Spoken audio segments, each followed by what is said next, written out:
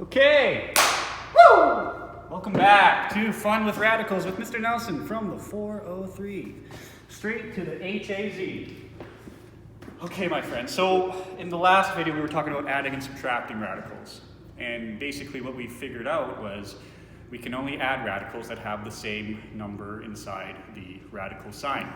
So the game is either adding radicals that have the same number, so say a 2 root 3 plus a 3 root 3. I can add these together because they have the same radical. So these are apples and apples. I can add apples and apples. If I get into a situation where I have to add root 12 plus say 2 root 3, well now the game is trying to break this down into its simplest mixed form, which would be, well, saving us a step, it's 2 root 3. So I can do 2 root 3 plus 2 root 3 here, and I will get 4 root 3. So I can add and subtract radicals as long as they are the same radical. This number just tells me how many of these radicals I have. So when we get to multiplication of radicals, it is slightly different, and it's predicated on the rule that some radical, like this, so a mixed radical multiplied by another mixed radical, so we'll make this a, times n k root v. So two mixed radicals multiplied by each other with different numbers inside the radical. They don't have to be the same number. Can be rewritten as m times n, so this guy times this guy, times the k root of a times b. Whoops. So all this means is essentially when we're multiplying radicals, our integers can be multiplied together and our radicals multiplied together. So what does this look like in practice? Well, let's say I have 2 root 7 times 3 root 3.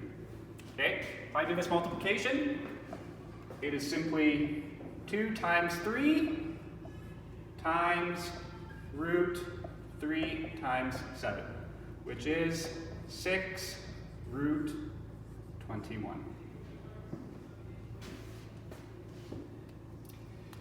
Okay, so another example is what if I had root 5 times 3 root 3.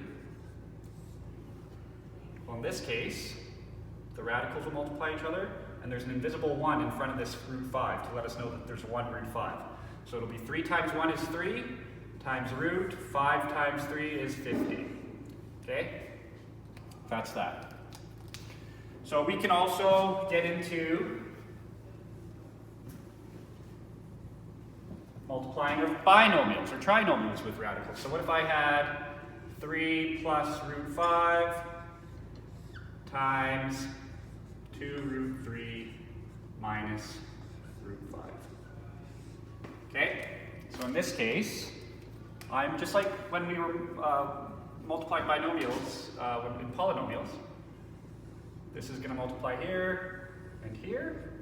And this 5 is going to distribute here. This root 5 is going to distribute here and here. So what do I get? 3 times 2.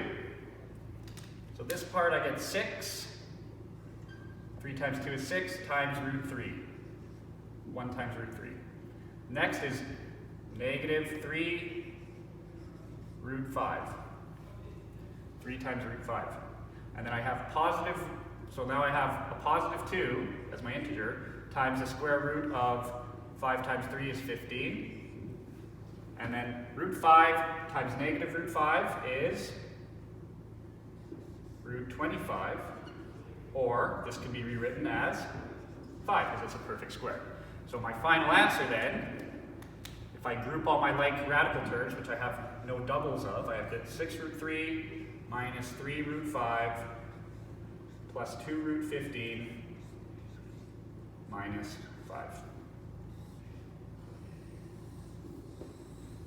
Now if I had another, say this was turned out to be a root 3 over here, well then to simplify I would add 6 and 2 to give me 8 root 3. But that wasn't the case, so there's nothing else we can do to simplify this guy.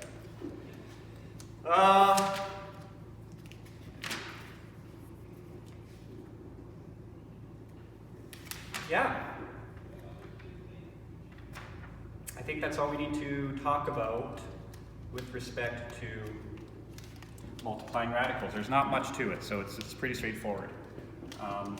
The next section is going to be about division and the rationalization of radicals. And all that means is we do not like to have a radical in a denominator of a fraction.